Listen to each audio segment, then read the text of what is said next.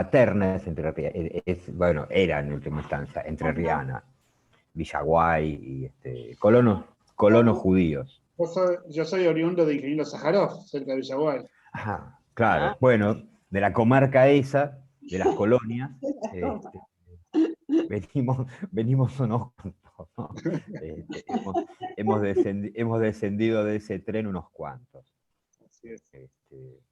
Sí, me parece que los Uberman, yo encontré en la localidad de Carmel. Había una panadería, Uberman, en mi pueblo. Uberman tenía una panadería.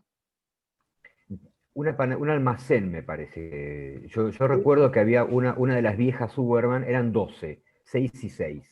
Creo que una de las viejas Uberman, hermana de mi abuelo, tenía un almacén y un Citroën. Me acuerdo de todo eso. Y nadie fue a la casa. Pero yo tenía pelo en esa época. Pero ahí creo que cerca de Villaguay, era una colonia que no existe más, quedó solo el cementerio, que es Carmel. Yo encontré ahí la tumba de mi tatarabuela. Claro, la capilla, exacto, la capilla. Claro, bueno, ahí tenía la panadería Uberman. Me acuerdo porque yo era chico ahí. Después se fueron, creo, a vivir a la región del Uruguay. Sí, hubo un grupo de ellos, de los 12 hermanos, que quedaron en Entre Ríos girando, y algunos se vinieron a Buenos Aires. El viejo Isaac Uberman, que era mi abuelo, vino a Buenos Aires, tenía 25 años. Y otros hermanos quedaron, se casaron, no se casaron, qué sé yo. Lo único que sé es que de esos 12 hermanos, 6 varones y 6 mujeres, el último que tiene, de la estirpe esa, es mi hijo. Es el último Uberman de esa línea. Porque las mujeres no transmitían el apellido, los hombres, algunos no tuvieron hijos, otros tuvieron hijas mujeres que tampoco transmitían el apellido, y así se fue dando el árbol hacia abajo. El último que lo tengo yo en mi casa. La capilla, dos hijas mujeres tenían ese Uberman. Claro. Sí, Una se fue a trabajar a la Constitución del Uruguay y la otra no me acuerdo. Sí, yo tengo la idea de una que creo que era bastante fea, además. No. Yo me acuerdo, una se llamaba Alba, la otra no me acuerdo. Sí, bueno, ya el nombre ya no presagiaba nada bueno, pero... Miren que todo esto queda grabado, ¿eh? Ojo. Sí, sí. Nada, bueno, pero para que te hagas una idea, acá yo tengo un grupo de WhatsApp de Diegos Uberman. Yo me llamo Diego Uberman. Tengo un grupo de WhatsApp de Diegos Uberman. Somos 5. Un chileno, sí, uno es chileno y no quiere participar. Bueno, él se lo pierde. Y con los otros somos 4, hemos ido a comer, nos encontramos, todo bien, y no somos parientes entre nosotros, por lo menos que sepamos, ¿no? Pero entonces se lo adjudicamos a otro, chavo. Lo de la prima Bueno, así, ¿les prima parece si segunda, vamos empezando? Perfecto, me parece. ¿Sí? Vamos a ir en aventura con Diego hacia la historia de los piratas judíos del Caribe. Vamos a ver qué nos tiene preparado para hoy. Primero, es como temprano ya todavía, vieron... ¿Cómo? Es temprano, te digo, si querés. Son y 10 y 8 tengo yo, como está entrando gente. Digo por el resto de la gente que no entren con el cuento empezado. Díganme, lo que pasa es que quiero por ahí respetar a los que ya entraron, que te disfrutemos todo lo posible, porque tenemos una horita, la verdad que queremos escuchar todas las historias. Yo les digo, tuve el privilegio, me estuve adelantando un poquito antes de que empezáramos y yo ya quiero que empiece. Bueno, como vieron, estamos conectados desde distintos lugares, ahí vimos de Bolivia, de Paraná, de todos lados, y justamente esa es la idea de lo que queremos lograr con Shevet. Así que quiero agradecerle también, aparte de ustedes, por estar hoy acá y seguirse sumando a las actividades de Shevet. También le quiero agradecer a los partners que nos ayudan a hacer difusión para que todos podamos disfrutar de estas actividades en toda Latinoamérica y actividades en español. Así que déjenme agradecerles al Círculo Israelita de Bolivia, a Hebraica Paraguay, a CIO Morón, Comunidad Israelita de Santa Fe, CIPEMU Punta del Este Uruguay, B'nai B'rith Chile, Comunidad Judía de Chile, Bami Marchagal Argentina, IP Argentina y Comunidad Israelita de El Salvador. Esos son todos los partners que nos acompañan hoy, por eso nos pudimos enterar en todos lados. Y sin más, le doy la palabra a Diego para que nos cuente todo sobre los judíos del Caribe y los piratas judíos del Caribe. Ok, gracias. Estoy intentando verme al mismo... Ahí está, ahora sí. quería poder verme antes de empezar. Bueno, buenas tardes, gracias, bienvenidos a todos. Gracias a Maggie por habilitar este espacio, por coordinarlo de manera tan amable y tan grata. Gracias a un amigo que seguramente va a aparecer un poquito más tarde, que es Pablo Mune, a través del cual hice la conexión, y a Shevet, desde luego, por habilitar la posibilidad de estos encuentros. Tuvimos un encuentro hace unos 15 días sobre otro tema, también así vinculado a la historia poco conocida, o menos conocida en realidad, del judaísmo. Tenía que ver en esa oportunidad con los judíos en China. Y hoy vamos a dedicarle un ratito, por lo menos de manera introductoria y lo más amigablemente que podamos, a un tema que para mí es fascinante, que no vamos a poder darle todo el desarrollo que tiene porque es interminable, es inacabable, que es el tema de los piratas judíos del Caribe, que dicho así suena medio de ciencia ficción, suena por ahí casi literario, de hecho lo es en un punto, pero es una historia maravillosa, donde hay un montón de personajes muy interesantes, muy interesantes, y donde vamos a ver que salen pequeñas digresiones, donde al que le interese tomar nota o recordar y después dedicarse a averiguar más, se va a encontrar con cosas muy interesantes. Bueno, vamos a ver cómo empezamos. Traje una presentación sobre la cual espero poder hablar, para que la quiero compartir. La quiero compartir, así la vamos a compartir. La presentación es esta. Es esta y la compartimos.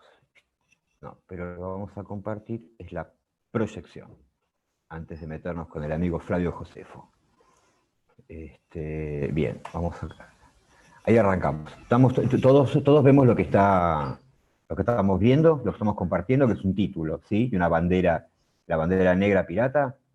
¿Todos lo vemos esto? Sí. ¿Sí? Ok.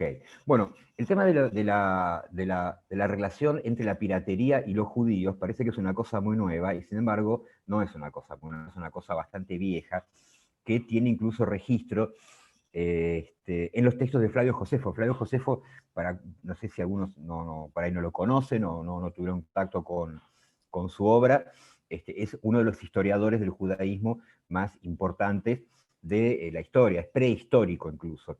Bueno, y él contaba en su momento de ataques que marineros judíos realizaban desde el puerto de Yafo. La ciudad de Yafo, para que nos demos, acá puse un pequeño mapa, es ahora una suerte de suburbio de Tel Aviv, pero bueno, después de todo un devenir bélico, finalmente los judíos conquistan la ciudad de Yafo, desde donde realizan una serie de ataques feroces sobre el Mediterráneo, y entonces acá ya aparece la mención primero a la piratería como tal, pero muy interesante que es algo que uno por ahí no tiene muy en mente, es la relación entre las tareas de mar, el oficio de mar, y los judíos. Judíos dedicados a las cosas de marinería de mar, que uno siempre los tiene más relacionados por ahí con otra clase de actividades, ¿no? Por ahí con el comercio, con la ciencia. Bueno, pero en este momento ya hay registro de judíos vinculados a las cuestiones que tienen que ver con el mar. Bien, ya más cerca de nuestra era, mejor dicho, ya dentro de nuestra era, lo que tenemos es un punto de inflexión concreto en la historia. Es decir, bueno, ¿de dónde arranca esto? Más allá del relato, si querés, casi bíblico de Fray Josefo. Arranca con la expulsión de los judíos del reino de Castilla de Aragón, ¿no? Cuando son expulsados de España en 1492. Expulsión que es simultánea, en día, incluso en fecha, con la partida de Colón a su primer viaje, lo cual da lugar a que, por ejemplo, hay un libro de Simón Wiesenthal, ubican Simón Wiesenthal, el cazador de nazis. Simón Wiesenthal tiene un libro en el cual desarrolla su teoría de que Colón era judío, y que el día de la partida, cuando él zarpa del puerto de Palos hacia ese primer viaje de descubrimiento, tiene que ver con que era la fecha límite que los reyes habían puesto a la expulsión. Bueno, el hecho es que en 1492 ocurre esta expulsión, muchos de esos judíos se van a Portugal, que quedaba al lado. El tema es que 4 años después en Portugal se casan entre ellos descendientes de las dos casas reales, y Portugal suscribe también el tema de la expulsión de los judíos de su territorio. Entonces, ¿a dónde van todos estos judíos? Bueno, algunos se establecieron con los moros en Marruecos, algunos fueron a Siria, algunos fueron al sur de Francia, a Holanda, algunos a ciudades de Alemania, de Dinamarca, de Suiza, de Italia, se fueron desperdigando, muchas de esas comunidades todavía siguen existiendo, pero la gran mayoría de esos judíos que eran sefardíes, porque no nos olvidemos que sefarad quiere decir España, por eso son judíos sefardíes, se van al imperio turco otomano, donde el sultán, que acá tenemos su imagen, Bayaceto II, los recibe con gran alegría y festeja de alguna manera que toda esta judería expulsada, aquellos que no quisieron convertirse en criptojudíos, ahora vamos a ver cómo sigue esa historia, vayan y se instalen. Comienza una era de enorme prosperidad, sobre todo de enorme alianza entre los turcos otomanos, musulmanes, y todos los judíos que se van. El tema es que a partir de esa expulsión, y sobre todo considerando que muchos de ellos tenían oficio de marinería y sabían, y muchos no lo tenían, pero estaban muy calientes, se quedaron muy calenchos con el tema de la conversión compulsiva y de la expulsión, se van a lo que eran las primeras colonias, territorios colonizados por España en América, que eran en Centroamérica. ¿Sí? Judíos que eran conocidos como marranos. Y acá hacemos, si quieren, una brevísima, nos detenemos por un instante en el tema de la palabra marrano, porque los marranos eran los judíos conversos que eran identificados como tales, ¿no? Y nos llega a nosotros como una cosa, como una palabra despectiva. Marrano en realidad es una palabra que viene del árabe. Hay varias acepciones. La más común, digamos, la más compartida en forma académica, es la árabe, que significa muharram, que es cosa prohibida. ¿Sí? Entonces, a esos judíos que estaban convertidos por la fuerza, ¿sí? Les aplicaban la palabra árabe muharram, de cosa prohibida, porque los árabes, que eran musulmanes, tampoco comían jamón. Entonces, eran identificados con la palabra árabe. ¿Sí? Eso quedó después como marrano para los judíos, y para los que eran árabes les quedó el apelativo de morisco. Morisco quedó como un adjetivo para nosotros, usa incluso en la arquitectura. En el caso de los judíos derivó en esta palabra que tiene valor peyorativo, valor negativo, ¿sí? Pero es interesante que nos demos cuenta, por lo menos que entendamos o que sepamos, cuál es el origen de esa expresión. Bien, estos judíos entonces empiezan a trasladarse a islas del Caribe, se van a Jamaica, se van a Perú, a México, y con Brasil, el norte de Brasil, lo que muchos años después, digo para que nos ubiquemos en el espacio, va a ser las Guyanas, que actualmente son 3, que no se llaman así, pero bueno, es el norte, vienen al norte de Brasil. Bien, y empiezan a dedicarse al trabajo, básicamente, algunos de piratas y algunos de corsarios, ¿no? La diferencia es que los que se dedican a la piratería lo hacen por cuenta propia, los que son corsarios lo hacen en alianza o al servicio de determinados gobiernos. Bueno, en el caso de estos muchachos, básicamente se ponen al servicio de los países que estaban en guerra o que eran políticamente enemigos, ahora vamos a ver hasta qué punto, de España, fundamentalmente 2, Inglaterra y Holanda.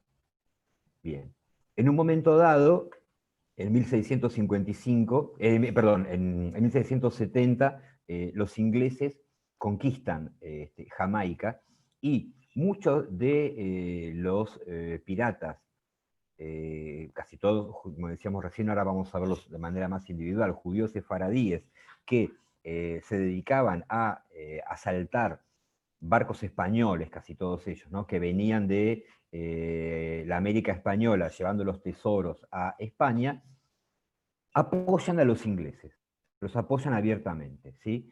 Y empieza a radicarse muchos judíos sefaradíes, criptojudíos o marranos, que enterados de que Jamaica pasa a ser inglesa y que los ingleses son amigos, se convierte en un espacio de gran libertad religiosa, fundamentalmente porque los ingleses no eran católicos romanos, eran protestantes y no tenían nada particularmente contra los judíos, y además lo que sí tenían incluso era a favor, que eran los dos enemigos de España. Entonces hicieron una sociedad hermosa y se dedicaron al saqueo sistemático de barcos españoles.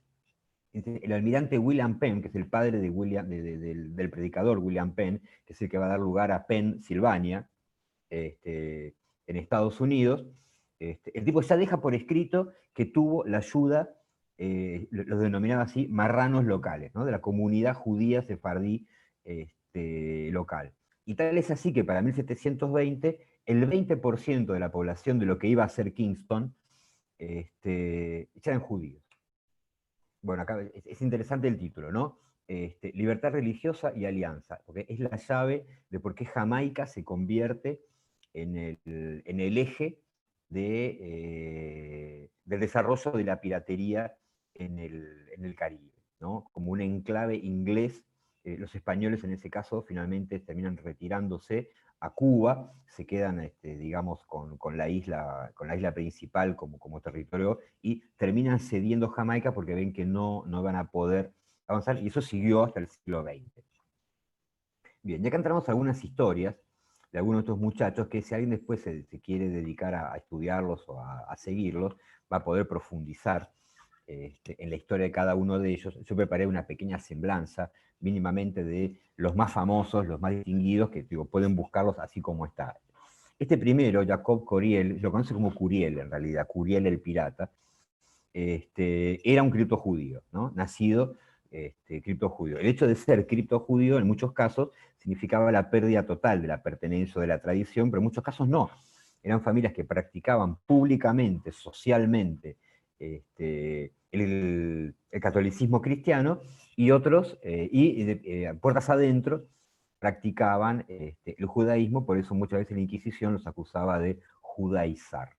Bien, Curiel, de joven, participó justamente de la marinería española, hasta que se dieron cuenta de que en realidad era judío, fue preso, y sus propios marineros, que también eran judíos, lo liberan, y a partir de ese momento el tipo dice, ¿sabes qué? Ahora vas a ver lo que te pasa, me convierto en pirata. Se convirtió en pirata y empezó a darle muy fuerte batalla a los barcos españoles, y va a tener una flota propia. Por eso es un tipo que, si lo buscan, lo van a encontrar con muchas referencias, porque un señor importante que al final de su vida, ya cuando estaba un poquito grande, se fue a lo que después iba a ser, siglos después iba a ser Israel, y se puso a estudiar con el súper famoso rabino cabalista Isaac Luria.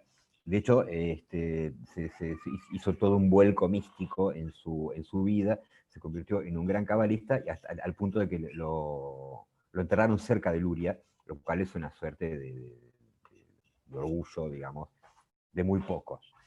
Otro muy conocido y muy bravo era el amigo David Abravanel.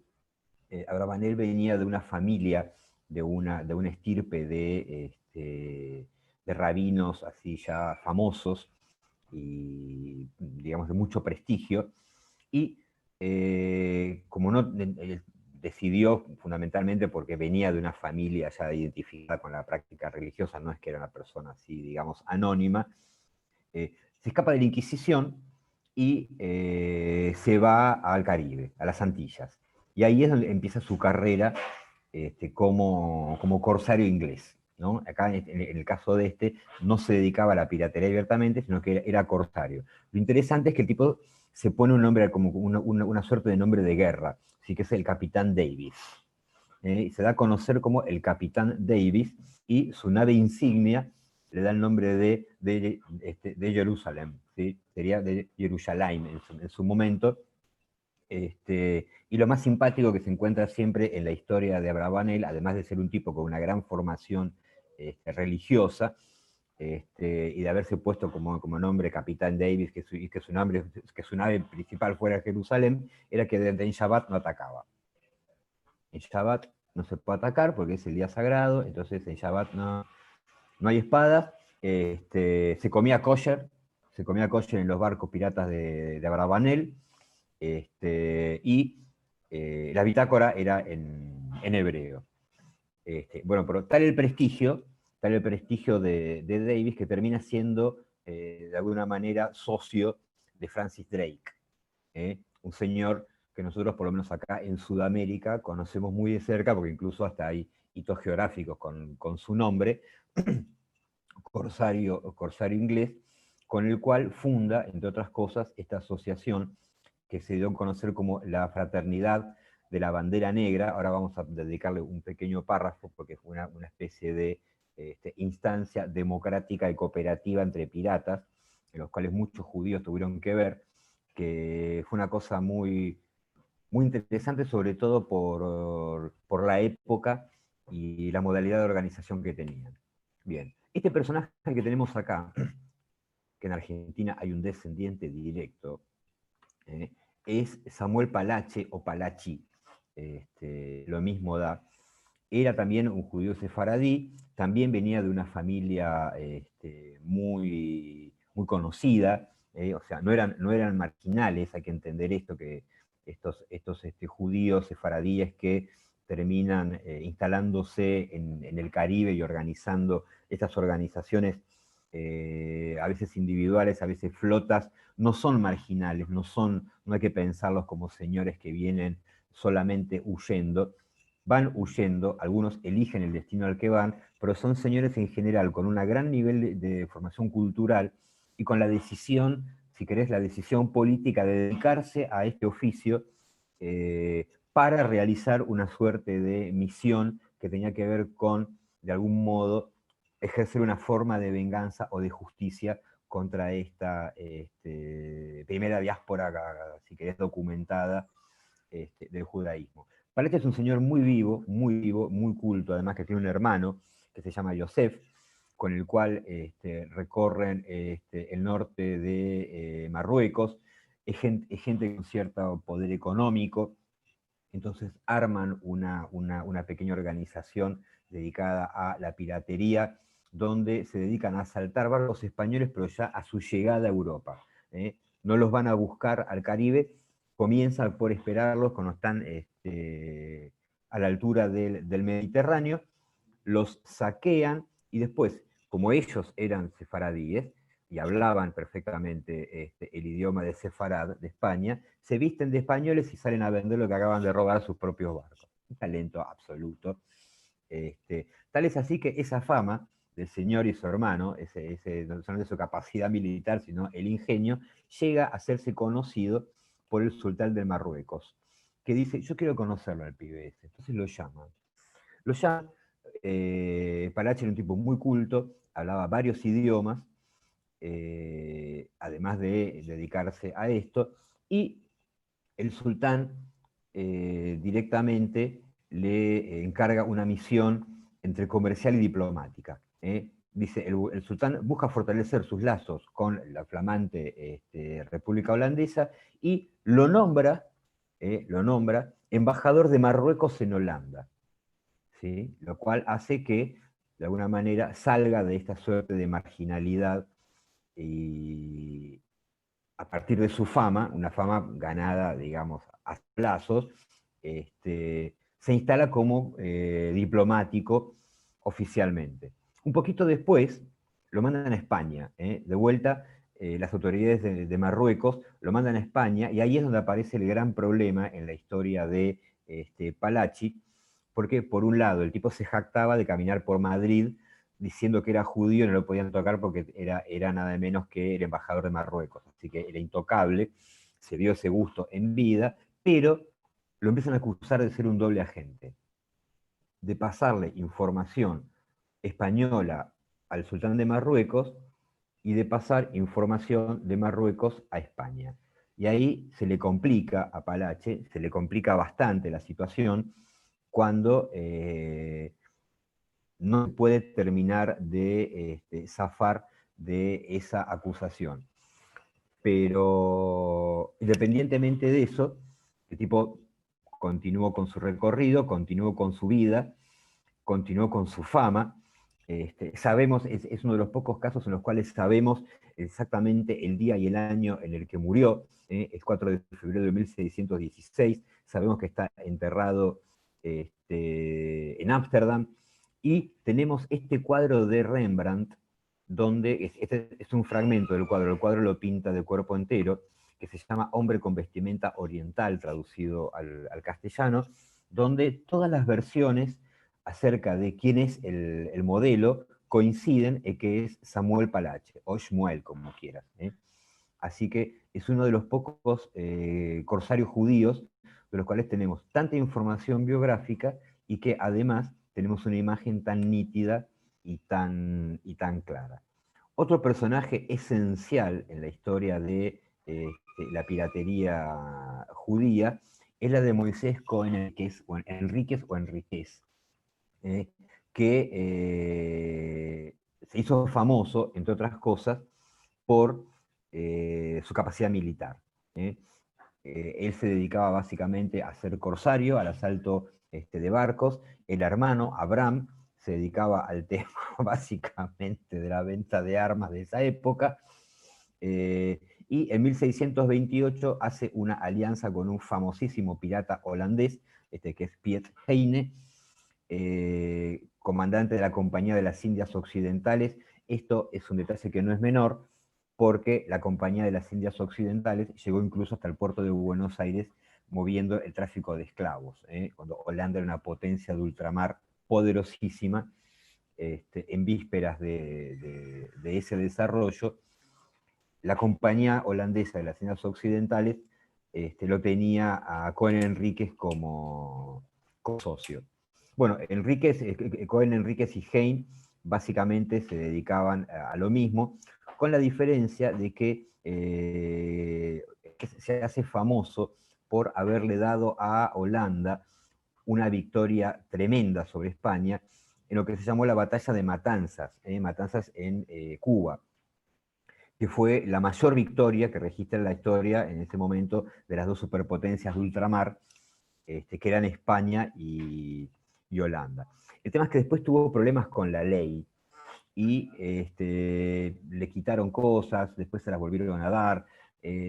Siempre tenían una relación un poco problemática con el Estado. Pero en el caso particular, independientemente de la historia, nos quedan hitos fundamentales. Primero, esta batalla de Matanzas, donde él le da a Holanda esta enorme victoria. Y después, su relación con Morgan, con Henry Morgan.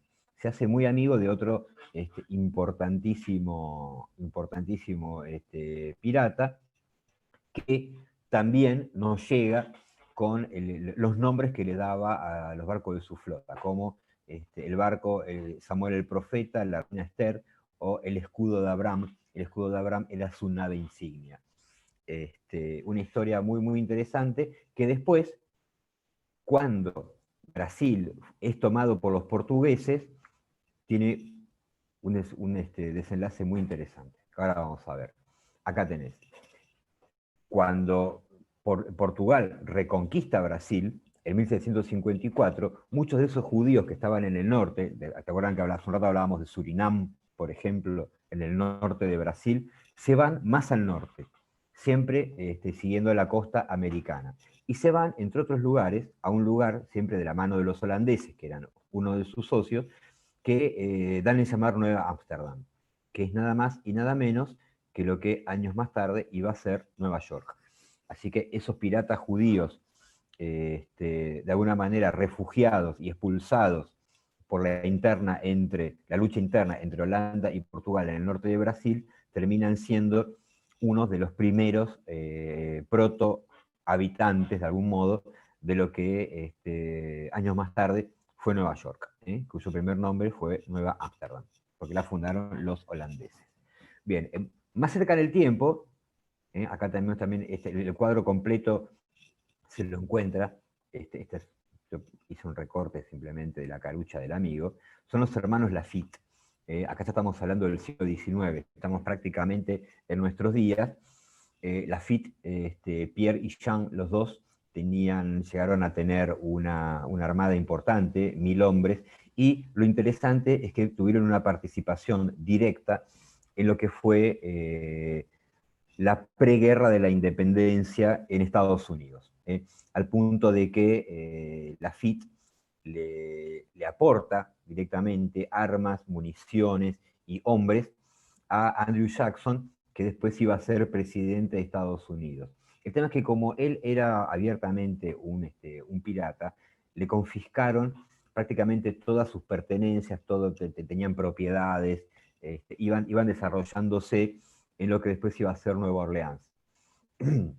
Y bueno, a pesar de todo el apoyo y de toda la contribución y de toda la participación que los dos Lafitte tuvieron en estas guerras contra los franceses particularmente, y después, de alguna manera, contra los revolucionarios norteamericanos, no les devuelven nada. No les devuelven nada. Lafitte, de alguna manera, se blanquea a él, se ahorra tener que ir preso o que lo ahorquen, cosa que pasó con otros piratas, pero dice, aunque de alguna manera recibe una absolución por todos los delitos, no consigue reponer todo lo que tenía, habiendo tenido la posibilidad política, que muy pocos tenían, hoy pasa lo mismo, de peticionar directamente ante el presidente. Así como ayudó materialmente, con hombres y con armas, a Jackson, intentó llegar a Madison y dijeron, absolución por los delitos sí, bienes materiales no,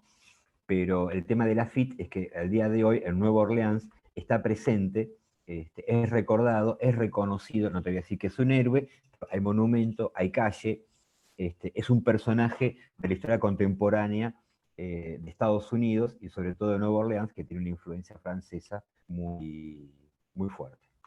Bien, dicho todo esto, y habiendo hecho un recorrido lo más somero posible por la biografía de los 4 o 5 principales piratas judíos del Caribe, nos ubicamos un segundito en cómo estaban organizados. Entonces lo que tenemos acá a la izquierda es, como todos podemos entender, un mapa de Centroamérica, donde aparece Jamaica, ¿sí? Que está un poquito al sur de Cuba. Todos vemos esto, ¿no?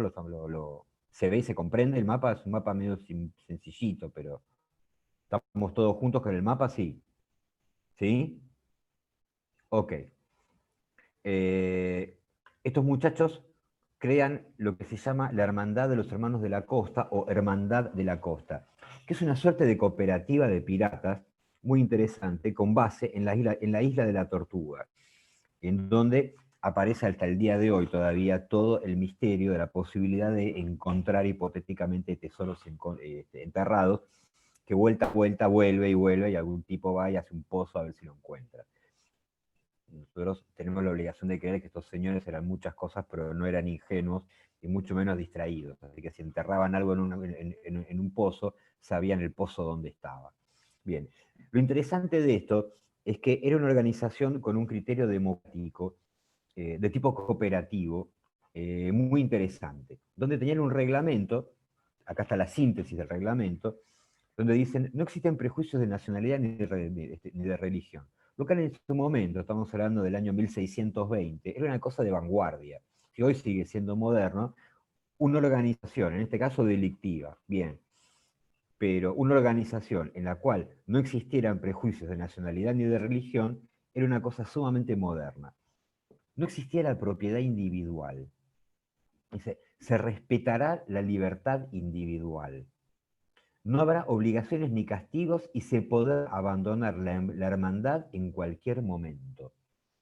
No se admitirán mujeres, pero en el caso de las mujeres, en realidad hay que entenderlo de esta manera, ¿no? Mujeres blancas libres, que eran las con las cuales ellos se podían casar. Las que eran esclavas no tenían digamos, valor legal, casi no eran consideradas personas.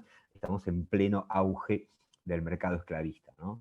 Hay que entender la moral de la época también sin prejuzgarla torpemente con valores que son anacrónicos. No podemos juzgar a nosotros hoy cosas que ocurrieron hace 4 o 5 siglos con la mirada actual, porque sería una torpeza. Y lo interesante incluso es que ellos decidían antes de alguna acción bélica un heredero. Nosotros llamamos acá un compadre. Entonces, en caso de que uno de los dos muriera, el otro automáticamente se convertía en heredero. Pero como todos tenían que tener uno, nunca quedaba material vacante, ganancia vacante. Siempre había alguien que lo terminaba de tener. Fue una organización muy interesante, muy exitosa, además en lo social y en lo económico, que terminó en forma militar, con una derrota por parte de la Armada Española. Pero es un caso de estudio en sí mismo, en lo social, en lo político y en lo económico, porque casi 2 siglos antes de que existiera la idea simplemente de socialismo, estos señores ya tenían nociones de política y de economía muy avanzadas. Bien, y estábamos hablando del siglo XIX, llegamos de alguna manera a lo que está pasando hoy, aunque se originó antes, que son las sinagogas de piso de arena. Las sinagogas con piso de arena son el testimonio más claro que nos queda de la existencia, del paso de todos estos judíos por Jamaica y por el Caribe en general. Esta sinagoga, que es la que vemos arriba, se llama Mikveh Israel Emanuel, fue construida en 1732, y una de las cosas más interesantes que tiene es que justamente tiene el piso de arena, sobre la cual hay dos grandes teorías. ¿Sí? Una de las teorías dice que es un símbolo recordatorio de los 40 años de cruce del desierto. Y otra tiene que ver con el hecho de que lo hacían para que los pasos no sonaran, ¿no? Como una especie de medida antiacústica. El hecho es que hay 5 sinagogas en todo el mundo actualmente que tienen el piso de arena. Todas son sinagogas de origen sefardí, construidas por descendientes de holandeses, por eso están todas ahí en el Caribe. Y bueno, acá se ven 2 fotos. Yo traje estas 2 fotos y los nombres de las sinagogas que siguen existiendo. Bueno, una está en Holanda, la única de las 5 está en Holanda, y ellos, de alguna manera, sin poder dar, nadie tiene una versión concreta, no está documentado cuál es el motivo concreto, si es que lo hay, ¿no? De haber cubierto el piso de arena. Dicen que en realidad en Holanda lo hicieron por una cuestión más práctica, que era absorber la humedad. También, qué sé yo, suena más interesante, mucho más romántico el otro, ¿no? El del cruce del desierto, o el de evitar que se escuchen los pasos. Yo me quedo con alguna de esas dos, parece mucho más interesante, tiene mucho más valor, si querés, literario. Bueno, las que quedan son esta que se llama Yad Shalom en Kingston, que es actualmente la capital de Jamaica. Esta que decíamos al principio, que está en Curazao, es la más antigua que todavía está, digamos, utilizable en Occidente, y la más grande, con una congregación que para nosotros es mínima, pero son 200 miembros, una en Paramaribo, en Surinam. Surinam es actualmente un país independiente, se llama así Surinam.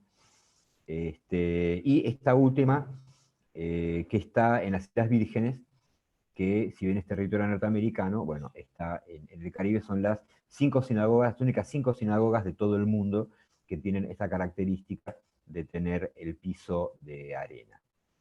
Bien. Y Jamaica judía, como hemos dado en llamar, es lo que puso sobre el escenario la historia de la piratería judía en el Caribe, cuando hace muy pocos años, en 2008, empleados municipales encuentran lápidas en un cementerio que tienen esta doble condición, ¿no? Están escritas en hebreo, y además presentar esta simbología que está naturalmente asociada con la piratería. Entonces, bueno, tengamos en cuenta que los primeros judíos que llegan a Jamaica es en 1530, que es 40 años después de que Colón la descubriera. O sea, Colón Colón es simultáneo con la expulsión de los judíos, y después de la diáspora europea, los primeros que llegan son estos judíos sefardíes que se asientan ahí, aún siendo una colonia española, pero todavía fuera del alcance del brazo de la Inquisición. Dice, en algún momento el 20% de la población de Kingston fueron judíos de ascendencia así. Eso es alrededor del año 1720, cuando prácticamente un cuarto de la población de la isla eran judíos. Spanish Town, que fue la primera capital, fue fundada por judíos que estaban en fuga de la Inquisición, y en el año 2008 entonces es cuando aparecen estas tumbas, que son las que dan lugar a hacer el recorrido hacia atrás, y que esta pequeña vertiente historiográfica, que no es muy profesional de algún modo, se dedique a traer de vuelta a la vida la historia de todos estos señores, que estaba absolutamente dispersa. Lo interesante es que Jamaica, uno tiene que pensar Jamaica como uno de los exponentes más importantes de la cultura caribeña, ¿no? Pensar en una Jamaica judía es una cosa bastante loca. Bueno, pero el tema es que la judería jamaiquina fue tan grande que en el siglo XIX llegaron a tener el hecho de no sesionar los sábados el Congreso, porque la cantidad de judíos era tal que imponían que no, porque era Shabbat, lo cual es muy loco. Bueno, acá yo trato de reproduzco en realidad tres imágenes de otras tres tumbas. La primera, la que está más a la izquierda, está escrita en hebreo y en portugués. ¿Sí? Segunda Febra 5, Segunda Feira 5 de Nilán de 5509, es el almanaque hebreo. La del medio, esta foto reproduce las manos en la señal de rezo tan tradicional, y la otra, que es del año, dice, 1693, también calavera y tibias cruzadas, una señal inconfundible de la presencia de piratas. ¿Sí? Bien. Una de las personas que sacó a la luz el tema y le dio más entidad es un señor que se llamó, hasta el año 2010, Edward Kritzler. Edward Kritzler es el autor de este libro, que me parece que no tiene traducción al español, que se llama Judíos Piratas del Caribe, que, si ustedes quieren, en versión electrónica, se los podemos facilitar. Ahora, en todo caso, en el chat, el que lo quiera lo pide, y en formato PDF se los hacemos llegar. Bien, el tema es que a partir del cementerio de Jamaica, del hallazgo en el cementerio de Jamaica, del año 2008, comenzó todo un relevamiento por distintas islas de la zona, en busca justamente de testimonio, de registro de la presencia judía, y particularmente de la presencia de piratas judíos. Lo cual dio lugar a que se encontraran muchas cosas en muchas islas, como por ejemplo en Barbados o en Curazao, ¿no? Testimonios así muy, muy concretos de la presencia de pequeñas juderías en esas islas. Y lo que es más llamativo es la conexión entre la práctica, o por lo menos, si no con la práctica, con la simbología judía y el movimiento Rastafari, que es lo que a día de hoy caracteriza a Jamaica. Porque todo el mundo que piensa en Jamaica va a pensar en Bob Marley, no va a pensar en David Cohen Enríquez, el pirata, porque probablemente no sepa quién es, pero no es Marley. Bueno, pero el tema del movimiento Rastafari, donde todo el mundo cree que el movimiento Rastafari es una sola cosa y la palabra Rastafari es el significado de eso, cuando no lo es, los Rastafari son los seguidores del Rastafari, ¿sí? Que es un título de nobleza. Ellos plantean en realidad que son descendientes directos de Salomón y reina de Saba, y que en Etiopía se van a volver a encontrar, donde hay un monte que se llama también, ellos lo llaman Sión, donde utilizan la simbología de las 12 tribus, utilizan también el símbolo del león, bueno, utilizan un montón de simbología judía aplicada a esta idea de que son descendientes directos de ese judaísmo casi si querés mítico, originario. Y a partir de ahí nace todo el tema de la leyenda cultural, donde Jamaica, ¿sí?, desarrolla todo esto a partir de, incorporando a la simbología judía, y terminamos siendo rastamanes. Entonces, tenés canciones de Marley donde hablan de el regreso a Sion y esa clase de cosas, que es muy interesante si quieren escucharlo, porque se produce esa fusión. Pero tengamos en cuenta que el Rastafari es un título de nobleza, donde hay un personaje que es muy interesante, que yo les propongo que si quieren investigarlo, sobre todo por lo exótico del señor, que es este rey Haile Selassie I, que fue rey de Etiopía en el año 1934, muy bancado por los ingleses, muy amigo de los ingleses. Estuvo en Jamaica una vuelta de visita, lo recibieron como si hubiera sido la llegada del Mesías, los ingleses lo recontrabancaban, el señor estaba muy loco, pero muy loco, era un señor muy arbitrario, pero era considerado la encarnación del Rastafari, y fue de alguna manera el que puso en el mapa del mundo a Jamaica, y que de algún modo nos permite llegar a entender cómo todo esto tuvo lugar. Así que bueno, hasta acá más o menos la historia de todos estos muchachos, un recorrido más medianamente por su historia y algunos de los personajes. Así que si alguien quiere hacer alguna consulta, con todo gusto.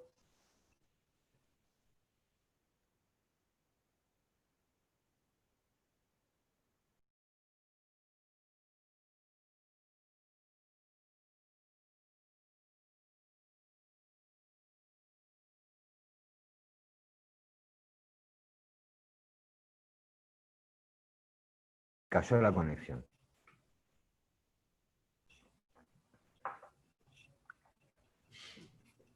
Hola. A ver, ahí estoy.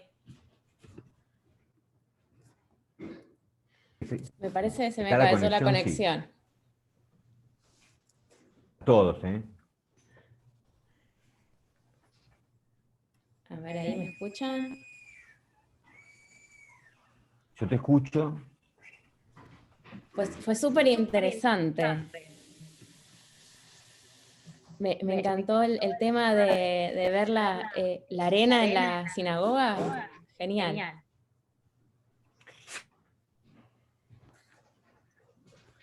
Muy única, de la influencia holandesa en el judaísmo, el tema de las sinagogas con el piso de arena.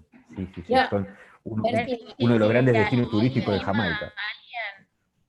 A preguntar, aprovechemos que está Diego acá, yo estuve mirando en internet mientras vos hablabas y no encontré la versión de este libro en español, pero hay muchísimas reseñas en español sobre el libro y sobre la historia y sobre todo lo que vos nos contaste. Pero les dejo así, se pueden abrir los micrófonos y preguntarte directamente. ¿Quién Sí, se y si anima a alguien lo ir? quiere en inglés, con todo gusto, ¿no? Lo pueden pedir ahora o yo ya lo tengo, ya Diego me lo pasó, así que si lo quieren pedir ya hicimos lo mismo con la clase anterior, que fue de los judíos de China. Diego dejó un libro, así que el que lo quiera, yo ya lo pasé para la gente que me lo pidió por privado, ya lo pasé por Facebook. Podemos hacer lo mismo con este libro. Sí. Y creo que nos dejaste mucha tarea para seguir buscando y para seguir leyendo. A mí me interesa el libro. A mí me interesa el libro. ¿Cómo lo puedo conseguir? ¿Cómo me lo mandas? Yo, mira, déjame, si querés pasarme tu teléfono por acá por el chat, yo te lo anoto y te lo paso por WhatsApp, o si no, Bien. me lo pedís directamente por Shevet, como te sea más cómodo, yo lo hago sin ningún problema. Ahí, Herbert, me estás haciendo seña, ¿querés hablar? Dale. Sí, aprovecho que mi señora no está cerca para poder hablar, porque de lo contrario no puedo hablar. ¿No te deja? No, Claro. soy un Somos oprimido. varios, ¿eh? Quédate tranquilo, somos varios. No, pero hay algunos espías, así que por favor no sigamos porque le van a contar a mi señora y voy a tener problemas después. Okay. Oye, Diego, no los conozco a nadie. A Leonor sí, de muchos, muchos años atrás. Lo invité a Roberto Balaza y a Roberto Pincus, que viven aquí en Chile conmigo, y les mandé, desgraciadamente, muy fuera de hora, prácticamente los últimos 15, 20 minutos. Interesantísimo, interesantísimo. Pero ¿cómo me agrego al grupo de ustedes? Porque, por lo que contaba Shevet, parece que hablaron de los judíos en China. Exactamente. Pero a sí, mí me hace llegó, 2 semanas. por casualidad me llegó esto ahora y quisiera seguir contando con ustedes. Feliz de que te sumes, Ever. Ahí, si estás en Chile, ahí te voy a mandar, si querés, la invitación. Te busco, no sé si en Facebook, o mandame, hacé lo mismo que hizo Leonor y mandame tu teléfono y yo por WhatsApp te cuento todo. Así te van Oye, llegando. decir es fácil, espera, no me pongas nervioso. Tranquilo. No, es tranquilo. fácil, es fácil. Ya, pongo Es fácil. chat. Ajá, exacto. Ok. Type message here. Leonor. ¿A dónde estás, Leonor? En Bolivia, me olvidé poner el código, Ahí 591. 591, el código de Bolivia. Ahí está. En La Paz. Gracias. ¿En qué parte de Bolivia? Santa Cruz. En Santa Cruz. Perdona, Santa ella Cruz. era de Cochabamba. Sigo Yo también. siendo. Escúchame, Herbert, sí, soy de Cochabamba, pero vivo ¿Ves? en Santa Cruz. Mirá, Herbert, contando todos los detalles ahí. Todos los secretos, Herbert revelando el secreto de Leonor Landler. Así es. Perdón, espérate. ¿Qué pasó? En el primer mail que mandé dice Herbert, y eso está malo. ¿Le ponemos una T por ahí? ¿Puede ser Por eso? favor, te mando de nuevo. Muy bien.